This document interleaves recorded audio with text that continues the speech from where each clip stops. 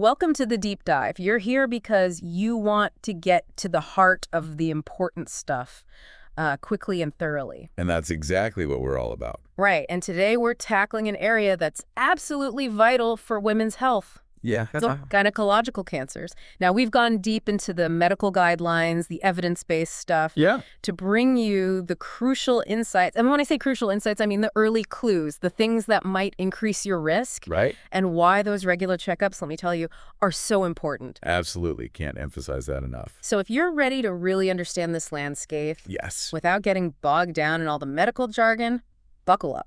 you've come to the right place. We're going in. We're diving deep. All right, so let's break it down, starting with something I think a lot of people have heard of, at least in the context of, a routine screening, cervical cancer. Right. What are the really critical things to understand here? Well, globally, cervical cancer is the third most common cancer amongst women. Wow. And it's the most common gynecological cancer. Okay. The good news is, though, that with the implementation of screening programs, and in particular the PAP test, that coupled with treatment of precancerous conditions has dramatically reduced the incidence of invasive cervical cancer. So that's a really positive development, right? It is. It shows that early detection and intervention really does make a difference. Yeah. And we can't talk about cervical cancer without talking about the human papillomavirus, or HPV. Absolutely. It seems to be, so central to this, right? It is. It's actually the most important etiological factor. We're talking about 98% of cervical cancers are related to HPV. Wow, 98%. And in particular, types 16 and 18, they account for roughly 70% of cases. Okay. So it really highlights the importance of both the PAP test, which looks for abnormal cells, and HPV DNA testing, which looks for the presence of the virus in screening. And of course, we now have the HPV vaccine as well. Yes, that's really the primary prevention strategy. So we're talking about... It targets those high-risk types, and it's actually included in national immunization schedules. Huge. Huge, aiming to prevent the infection before it can even lead to cancer. Yeah, that's amazing. So essentially, we're saying that a significant portion of cervical cancers could potentially be prevented through vaccination and screening. That's correct. That's a powerful message, It is. It's about proactive healthcare, being ahead of the game. Yeah, absolutely. So are there different types of cervical cancer that we need to be aware of? Yes, there are. The guidelines highlight two main types. Okay. The majority, roughly 60 to 75%, are squamous cell carcinomas, and they arise from the flat cells that are on the surface of the cervix. Okay. The other main type is adenocarcinoma, and that accounts for 25 to 40%. And this is a different kind of cell, right? Exactly. And it's worth noting that adenocarcinomas can be a little bit harder to detect using cytology, which is the method used in PAP tests. Okay, so the screening might be more effective at catching one versus the other. You could say that the PAP test is valuable for detecting both, but the guidelines suggest that adenocarcinomas can sometimes be less obvious with cytology alone. So that's something important to bear in mind. And I guess also when we think about age, we tend to think of this as something that maybe affects, older women. Yeah, you're right. The typical age of diagnosis does peak between 60 and 70 years old. Okay. But invasive cervical cancer can occur in younger women, sometimes even as early as their early 30s. So it's not just an older woman's disease? No. Absolutely not. It's important to remember that. Okay, so what kind of things put someone at a higher risk of developing cervical cancer? Well, there are a number of things. Starting sexual activity at a younger age is one. Okay. Having multiple sexual partners or multiple births. Current or past HPV infection. That could be in the individual or their partner. Okay. And smoking. Right. So those are the key risk factors. Okay, those are definitely things to be mindful of. How is cervical cancer usually detected? I mean, are there any obvious signs early on? Well, ideally, and this is what we hope for, the diagnosis is made through routine screening. Okay. So a PAP test or HPV DNA testing in women who aren't experiencing any symptoms. That's the best case scenario, right? Absolutely. Finding it before it becomes a problem. Exactly. But there are symptoms that women should be aware of, right? Yes, there are. What are some of the things that might be a red flag? Well, things like unusual bloody discharge, Okay. a foul-smelling discharge, or bleeding after intercourse. Right, so anything out of the ordinary. Yeah, anything that seems different or unusual, definitely get it checked out. What might a doctor see during a physical examination? Well, for a squamous cell carcinoma, it might appear as a growth that kind of protrudes into the vagina. It tends to bleed quite easily. Okay. Or it might be an ulcer on the outer surface of the cervix. Right. Adenocarcinomas, as we said, can be harder to see. Trickier. Yeah, sometimes the cervix might appear a bit enlarged, what we call barrel-shaped. I see. But ultimately, if there's any discrepancy between what we see clinically and the PITCHA-AP test results, a biopsy, where we take a small sample, right, and a scraping of the cervix are necessary. Okay, so the visual exam is just one piece of the puzzle. Exactly. And the biopsy is really the gold standard to confirm whether cancer is present or not. Absolutely. Okay, and what about understanding how far the cancer has progressed? I know there's a system for that called staging. Right, staging is really important. Yeah. Because it helps us to determine the most appropriate treatment. Okay. It's based on information from the biopsy, a cononization. And that's where? Which is where a cone-shaped piece of cervical tissue is removed. Okay. For further examination, right, scraping, and various imaging techniques. So, X-rays, MRI, ultrasound, right? The staging classification uses clinical data. Okay. So it's based on the findings from these tests rather than what's discovered during surgery. So it's pre-surgery staging. That's right. Okay, so based on all of this information, what are the treatment options for cervical cancer? Well, it really depends on the stage at which the cancer is diagnosed. Okay. If we're talking about precancerous lesions, treatment is highly effective at preventing it from progressing to invasive cancer. Okay, that's good news. It is. It is. What about for microinvasive cancer, which is, I guess, very early stage? Right. Very early stage. What are the options there? Well, the options might include a hysterectomy, that's the removal of the uterus, Okay. a cervical amputation, or even just a colonization. Okay. If a woman wants to preserve her fertility. Right. So there are options for women who still want to have children. Yes. Yes, there are. There's also, in certain cases of early-stage invasive cancer that's limited to the cervix, a procedure called a trachelectomy. And what does that involve?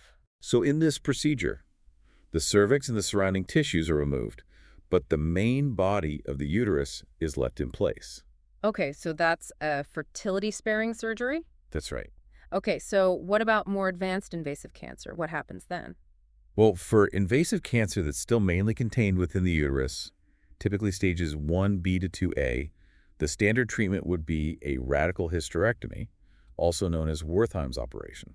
Okay, and how is that different from a regular hysterectomy? Well, it's a more extensive surgery. Okay. So it involves removing the uterus, the cervix, the surrounding tissues, and the pelvic lymph nodes. Okay, so it's much more extensive. It is. It is. Sometimes before surgery, chemotherapy or brachytherapy, which is a type of internal radiation therapy, might be used to try and shrink the tumor, especially if it's quite large. I see. And after surgery, external radiotherapy might be recommended if there's a high risk of the cancer returning. Okay, and that decision would be made based on? Based on the findings from the examination of the tissue that's removed. Right. Now, for more advanced stages that aren't suitable for surgery, okay, the main treatment would be a combination of external and internal radiotherapy, and that's often given together with chemotherapy, and that's called radiochemotherapy. So that's the approach for more advanced cases. Exactly. Okay, so that sounds like a pretty comprehensive approach to treatment. What happens after treatment? What kind of follow-up care is needed? Well, follow-up is really important Yeah. because we want to monitor for any signs that the cancer might be coming back. Right. So initially, patients would be seen by a specialist, usually for about 3 to 5 years. Okay. And then after that, the care can transition back to the primary care physician. Okay, and what kind of things happen at those follow-up appointments? Well, at the primary care level, it's really about taking a thorough medical history, doing a general physical exam, and a gynecological examination. Right, so that would include things like? A speculum exam to look at the cervix, Okay. a bimanual pelvic exam, a rectal exam.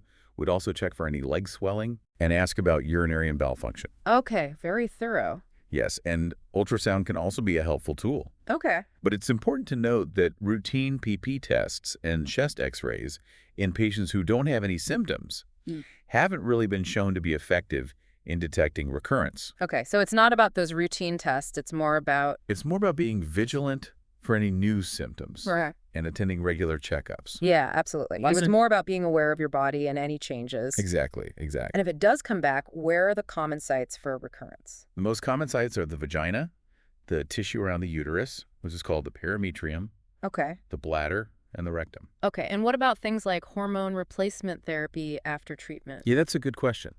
Are there any considerations there? Yes, there are. For women who've been treated for squamous cell carcinoma, Okay. hormone replacement therapy, both systemic, like pills or patches, and local estrogen therapy, which is creams or pessaries, might be an option, particularly if the main body of the uterus is still present. Okay. In that case, a combination of estrogen and progesterone might be used. Okay. However, systemic hormone replacement therapy is generally not recommended after treatment for adenocarcinoma.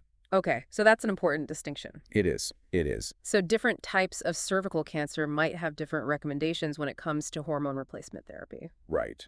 Got it. And if a woman experiences vaginal dryness, what are the options there? Well, local estrogen creams or pessaries that contain estriol can be used. Okay. They have a much lower systemic absorption. Right.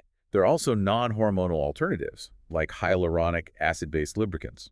Okay, great. So there are options. That's good to know. Finally, what's the overall outlook for someone diagnosed with cervical cancer? Well, the prognosis really depends on how early the cancer is detected. Right. That seems to be a theme. It is. It really highlights the importance of that early detection through screening. Yeah. If the cancer is confined to the uterus, so stage 1, Okay.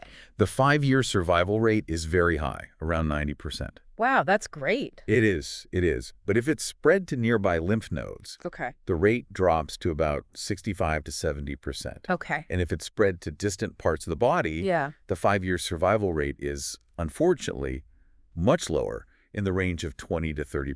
So it really does underscore the importance of that early detection. Absolutely. Absolutely. Okay, let's move on to another important area. Uterine cancer, specifically cancer of the body of the uterus. Right. What should we know about this? Okay, so uterine cancer, it's most often diagnosed around the age of 65. Okay.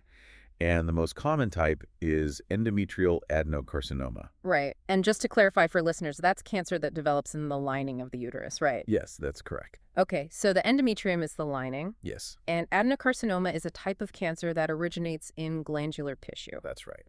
Okay, and is there a link between estrogen and this type of cancer? Yes, there's a well-established link between prolonged exposure to estrogen Okay. and the development of endometrial hyperplasia. And what is that exactly? Endometrial hyperplasia is an abnormal thickening of the uterine lining, Okay. and that can progress to endometrial cancer if it's left untreated. So it's a precursor in some cases? Yes, you could say that. Okay.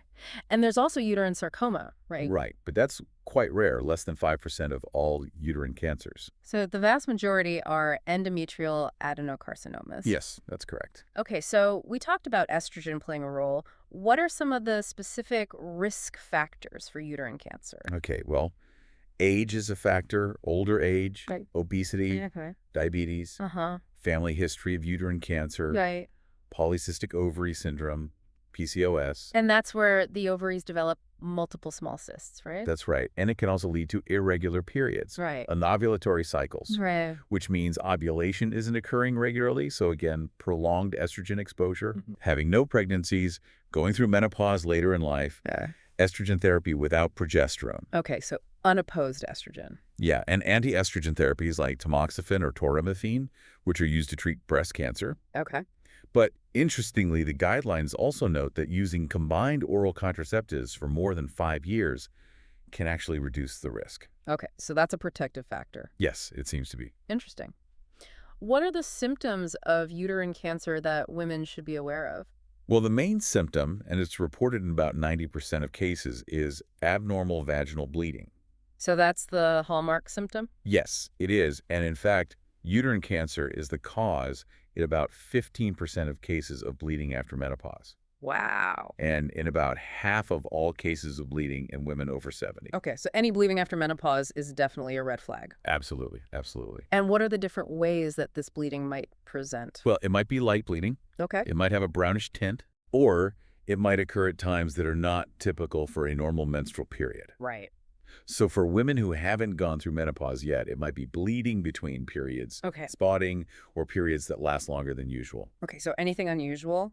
Exactly. Anything unusual, anything different, definitely get it checked out. Okay, so abnormal bleeding is the key symptom. How is uterine cancer diagnosed?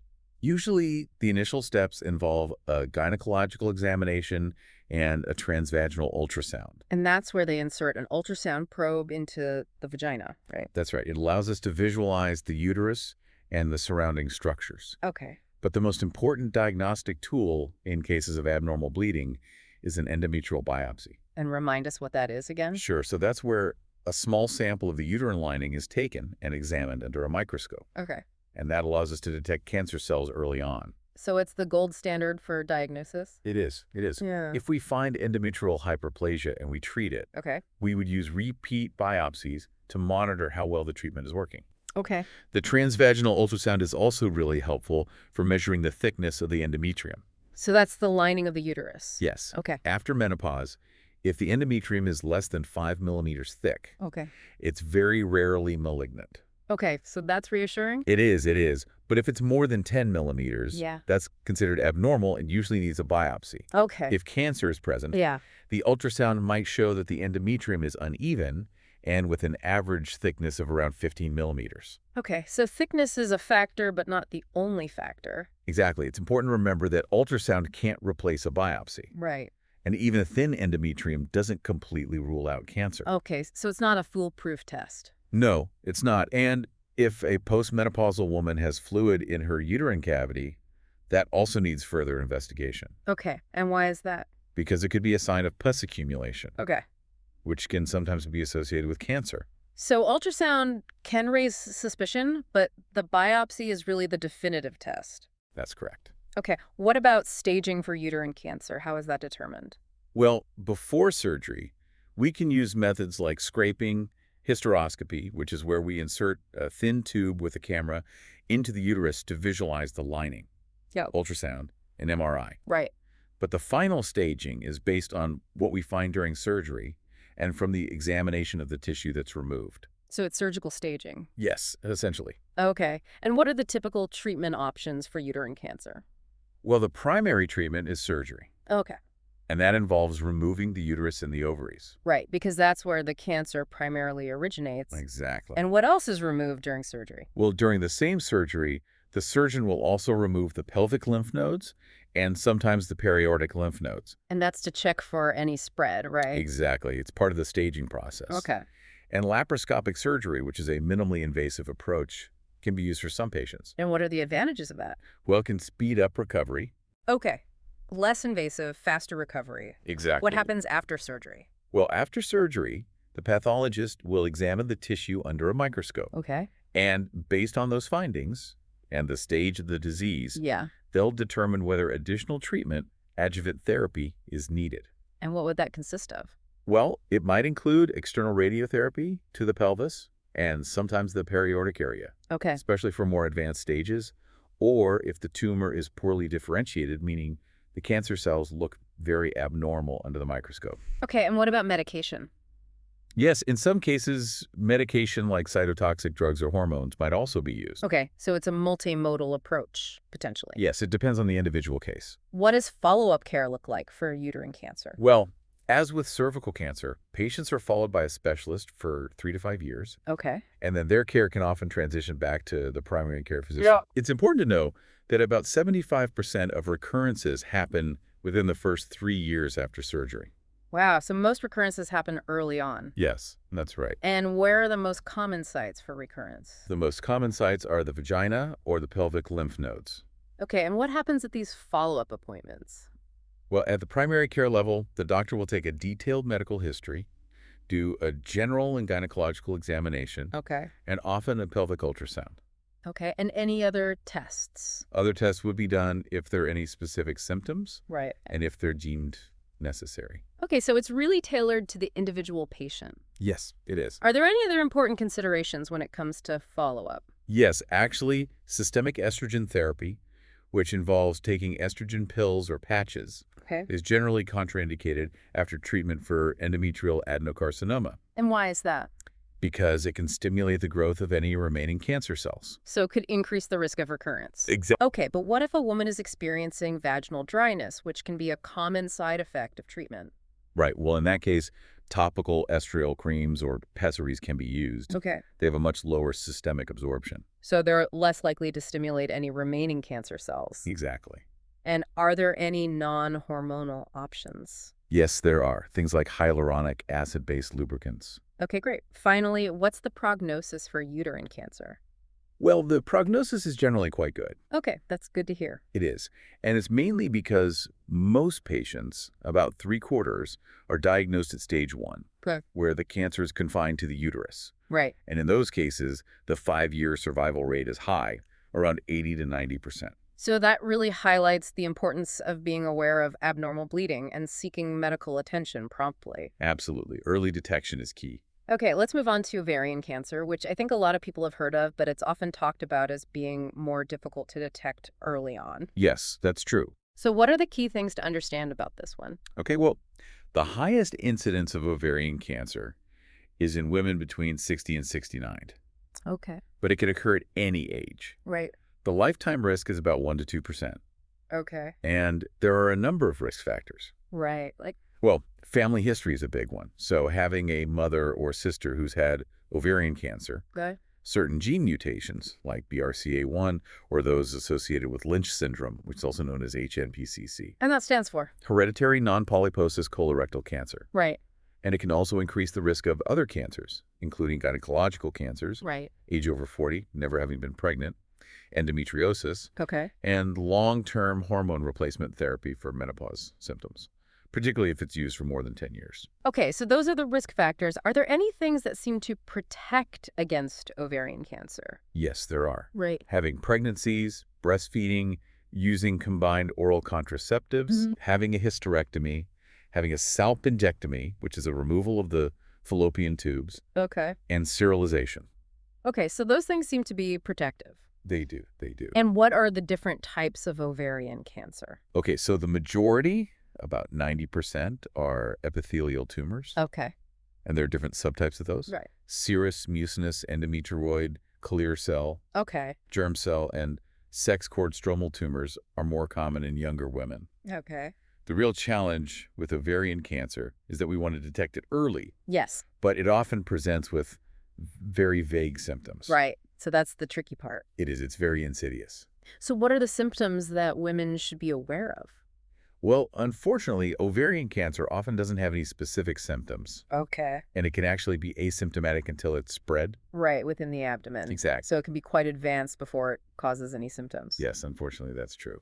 So how is it usually picked up then? Well, sometimes asymptomatic tumors are found during routine gynecological exams or ultrasounds that are done for other reasons. So incidental findings. Yes, exactly. And what about when it does cause symptoms? What are those symptoms? Okay, well, they can include a palpable mass in the abdomen or pelvis. Okay, so something you can feel. Yeah, pain when those areas are touched, or changes in bowel and bladder function. Okay. So things like increased urinary frequency, constipation, that sort of thing. Right, so things that could be attributed to other conditions as well. Exactly, which is what makes it so tricky. Yeah, it's not very specific. No, it's not. And what about abdominal size? Yes, an increase in abdominal size can be a sign of spread. Okay. And that's usually due to the accumulation of fluid in the abdomen, which is called ascites. Right. There can also be some general symptoms like weight loss, Okay. low-grade fever, just general abdominal discomfort, Okay. weakness, and fatigue. Okay, so again, not very specific. No, unfortunately not. And sadly, in about 3 out of 4 cases, it's not diagnosed until the cancer has already spread. So that's a pretty high proportion. It is, it is. So given that the symptoms are often vague and nonspecific, how is ovarian cancer diagnosed? Well, it involves a combination of things. Oh, like? A thorough medical history, Okay. a clinical examination, ultrasound imaging, Right. and the use of tumor markers. Okay. But the final diagnosis is always based on a histological examination. And that's looking at the tissue under a microscope, right? Exactly, and those tissue samples are usually obtained during surgery. Okay, so what role does ultrasound play in the diagnosis? Okay, so ultrasound, both transvaginal and abdominal, is used to look at the ovaries Right. and assess any masses. Okay. So things that we would look for that would raise concern are masses that are multilocular. And that means? That means they have multiple compartments. Okay. Or if they're heterogeneous. And that means? That means they have different textures within them, especially if they have papillary projections, which are like finger-like growths. Okay, so those are all red flags. Yes, they are. And if we see those, we would refer the patient urgently for further investigation. And I guess it's particularly important to examine the ovaries carefully in postmenopausal women. Yes, absolutely. Because the ovaries are normally inactive after menopause. Right. So any abnormality is more likely to be significant. Okay, and you mentioned tumor markers. Yes. What are those? So tumor markers are substances that are found in the blood. Okay. And some of them can be elevated in certain cancers. Right. CA-125 is the most commonly measured marker. Okay. But it's not very specific in women of reproductive age. And why is that? Because it can be elevated in other conditions as well, like endometriosis, inflammation, pregnancy. So it's not a perfect test? No, it's not. But it can be helpful. Right. There's another marker called HE4. Okay. And that seems to be better at detecting early-stage epithelial ovarian cancer in younger women and in distinguishing malignant tumors from endometriomas, which are a type of benign ovarian cyst. Okay, so that's a more specific marker. Yes, it seems to be. What about other markers? Well, for mucinous tumors, we can use a marker called TADI, which stands for Tumor-Associated Trypsin Inhibitor. Right. And there's also something called the Risk of Malignancy Index, or RMI. And what is that? So that combines the ultrasound findings, the woman's menopausal status, and the CA-125 level. Okay. And that can help us to distinguish between benign and malignant tumors. So it's a way of combining different pieces of information. Exactly. To get a better overall picture. Yes. What about other imaging tests? Yes. So depending on the findings, we might do a CT scan or an MRI to get a better look at the extent of the disease. Okay. And are there any other conditions that can mimic ovarian cancer that we need to be aware of? Yes, there are. Well, benign uterine tumors like fibroids. Okay. Urinary retention, constipation. Right. So things that could cause similar symptoms. Exactly. Host speaker.